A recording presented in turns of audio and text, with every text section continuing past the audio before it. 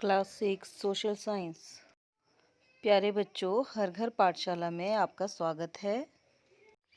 मैं Sonu Kumari TGT arts GSS Kataud Khurd district Una में कार्यरत हूँ।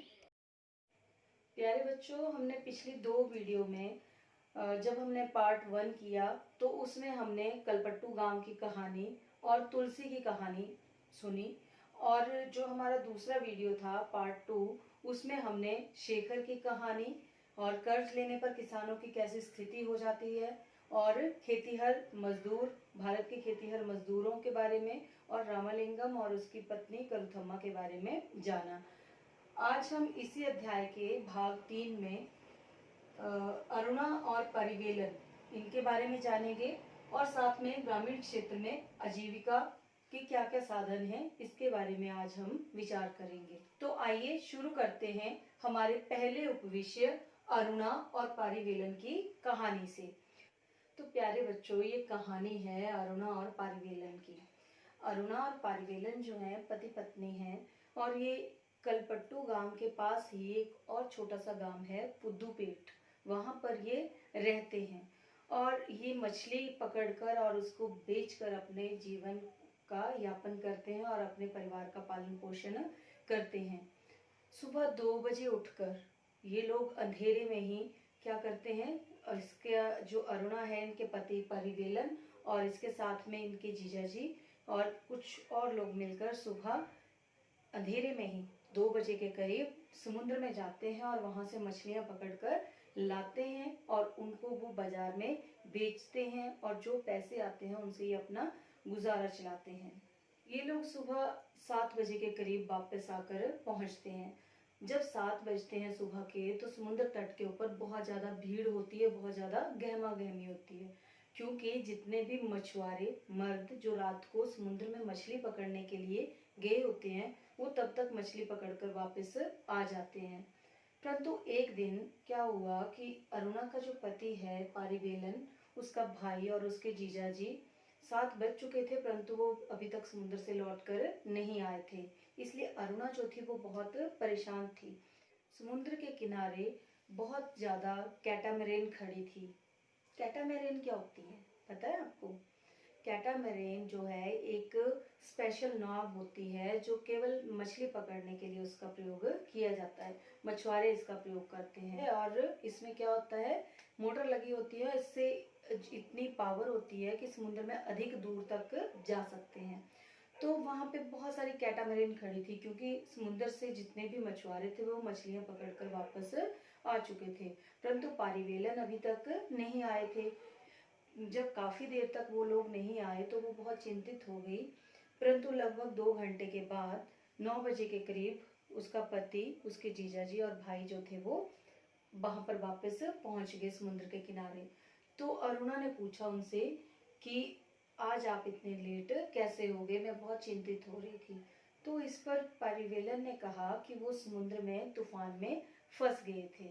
जो मछलियां समुद्र से वे पकड़ कर लाते थे उन मछलियों को 4 हिस्सों में बांट दिया जाता था। अब बताओ वो कैसे 4 हिस्से? क्योंकि 3 लोग तो ये होते थे जो मछलियां पकड़ने के लिए जाते थे। जितने लोग कैटामरेन में मछलियां पकड़ने के लिए जाएंगे साथ में, और जितनी मछलियां पकड़ के वो लाएंगे उनको उसी हिसाब से, उन लोगों की गिनती के हिसाब से उतने हिस्सों में बांट दिया जाता था। अब परिवेलन, उसका भाई और उसके जीजाजी, ये 3 लोग गए हुए थे, और चौथा हिस्सा उसको मिलता था जिसकी वो कैटामरेन होती थी और जिसका वो मछली का जाला होता था। तो और जो कैटामरेन थी उसका इंजन जो था वो भी अरुणा और उसके पति का था, इसलिए जो चौथा हिस्सा था वो भी इनके पास ही रह जाता था।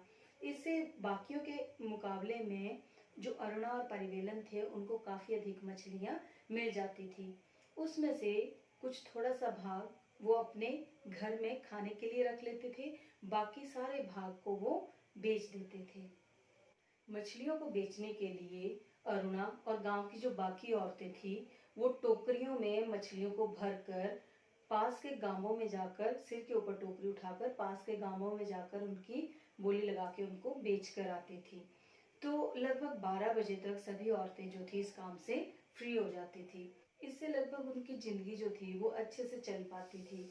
परंतु जब साल में मॉनसून आता है, जो मॉनसून के 4 महीने होते थे, उस समय वे लोग समुद्र में नहीं जा पाते थे, क्योंकि मॉनसून के समय मछलियों के प्रजनन का समय होता है। उस वक्त मछलियों ने क्या किया होता है, अंडे दिए होते हैं और वो अंडों से बच्चे निकलने होते हैं। इसीलिए जो मछली पकड़ने वाले हैं वो उन 4 महीनों में मानसून के दौरान समुद्र में नहीं जाते थे। अब देखो, जो वो कमाते हैं उससे वो अपने घर का खर्चा चलाते हैं। अगर अब वो नहीं जा रहे हैं मछली पकड़ने के लिए, तो वो उन 4 महीनों में उनको अपना जीवन कैसे वो चलाते होंगे, कैसे चलाते होंगे? उनको बहुत समस्याओं का सामना करना पड़ता था। उन 4 महीनों में उनके पास इनकम का कोई सोर्स नहीं होता था, जिसकी वजह से उनको व्यापारी से कर्जा लेना पड़ता था। वैसे ही इन लोगों ने भी जब कर्जा लिया होता था उन 4 महीनों के दौरान, जिसके दौरान इनको मछलियां नहीं मिलती थी, तो ये भी क्या करते थे, उसी व्यापारी को अपनी मछलियां इनको बाद में मजबूरी में बेचनी पड़ती थी। अगर वो किसी और जगह जाकर इन मछलियों को बेचते तो उनको ज्यादा पैसे मिलने थे, परंतु इन्होंने पहले से ही व्यापारी से कर्जा लिया होता था, उसको चुकाने के लिए इनको उसी व्यापारी को वो मछलियां मजबूरी में बेचनी पड़ती थी। तो इस तरह से ये जो मछली पकड़ने वाले हैं, इनका जीवन भी कोई अच्छा, बहुत सरल जीवन नहीं है, बहुत कठिन जीवन यापन करते हैं। और ग्रामीण क्षेत्रों में आपने देखा होगा, जितने भी हमने अभी तक पॉइंट पढ़े, जितने भी हमने कहानियां सुनी, उनसे हमें यही पता चला कि जो ग्रामीण क्षेत्र हैं उन पे जीवन जो है वो बहुत ही कठिन है। वहाँ पे अपनी आजीविका कमा पाना जो है बहुत ही कठिन है। तो इस तरह से बच्चों, हमने ये आज अरुणा और परिवेलन की कहानी के माध्यम से ये जाना कि जो मछली पकड़ने वाले लोग हैं उनका वो किस तरह से अपना जीवन यापन करते हैं, उनकी आजीविका का साधन जो है वो क्या है। हमारा दूसरा उपविषय है ग्रामीण क्षेत्र में आजीविका। तो बच्चों, जो हमने इस वक्त तक जितने भी हमने अपने सब टॉपिक पढ़े, उपविषय पढ़े, उनसे आप समझ ही गए होंगे कि ग्रामीण क्षेत्र में लोग जो है वो कैसे अपनी आजीविका कमाते हैं। ग्रामीण क्षेत्र में बहुत सारे लोग कृषि पर निर्भर होते हैं। मुख्य जो वहाँ के लोगों का आजीविका का साधन है वो क्या है, कृषि है। परंतु आपने देखा होगा कि कृषि का जो काम है वो पूरा वर्ष भर नहीं होता है। जब फसल की बुआई होगी, निराई होगी, कटाई होगी, केवल तभी वो काम होता है। बाकी के दिनों में वो क्या होते हैं, वो फ्री रहते हैं, बेरोजगार रहते हैं, और उसमें उनको अपना जीवन यापन करना जो है वो बहुत मुश्किल हो जाता है। और सभी किसान ऐसा नहीं है कि बहुत बड़े बड़े किसान हैं, उनके पास बहुत ज़्यादा ज़मीन है। आपने देखा होगा बहुत सारे लोग गांवों में ऐसे भी होते हैं जो भूमिहीन होते हैं, जिनके पास भूमि ही नहीं होती है। कुछ लोग ऐसे भी होते हैं जिनके पास भूमि होती है परंतु कम होती है, जिससे वो अपना गुजारा सही ढंग से नहीं कर पाते हैं।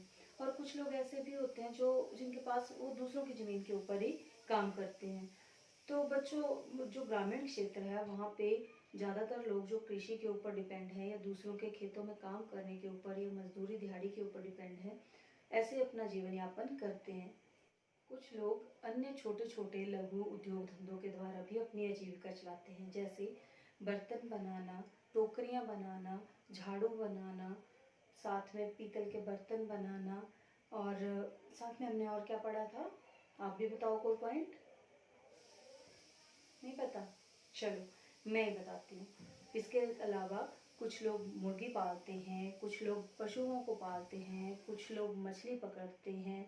बहुत सारे और छोटे छोटे काम जो है लोगों ने अपनाए होते हैं। छोटी छोटी दुकानें चलाते हैं लोग, जिसमें चाय की दुकानें, किराने की दुकानें, कोई पान की दुकान, ऐसे। और कई बार कुछ लोगों ने साइकिल की मुरम्मत का काम, स्कूटर की मुरम्मत का काम, ऐसे छोटे छोटे काम जो हैं वो चलाए हुए हैं ग्रामीण क्षेत्र में। इससे भी लोग क्या करते हैं, अपनी जीविका कमाते हैं। कुछ मध्यवर्गीय किसान भी होते हैं जो क्या करते हैं, अपना जीवन यापन करने के लिए कुछ फसलें उगाते हैं और उनको जाकर बाजार में बेचते हैं। परंतु जैसे हमने पीछे चैप्टर में पढ़ा कि उनको क्या करना पड़ता है, जो जिन व्यापारियों से उन्होंने क्या लिया होता है, कर्जा लिया होता है, उनको मजबूरी में जो उनकी फसलें होती हैं उन व्यापारियों को ही बेचनी पड़ती हैं। तो व्यापारी उनको कोई ज़्यादा अच्छे दाम नहीं देते हैं, तो इससे भी उनको क्या होता है, काफ़ी नुकसान उठाना पड़ता है। तो बच्चों, ये था ग्रामीण क्षेत्र में आजीविका कि कैसे कैसे ग्राम के लोग जो हैं वो अलग अलग तरीकों से अपने जीवन यापन को करते हैं, कैसे अपनी आजीविका को कमाते हैं। तो प्यारे बच्चों, इस अध्याय में हमने जाना कि गांव के लोग जो हैं वो किस तरह अलग अलग तरीकों से अपनी आजीविका कमाते हैं और अपना और अपने बच्चों का पालन पोषण करते हैं। Stay home, stay safe. Thank you.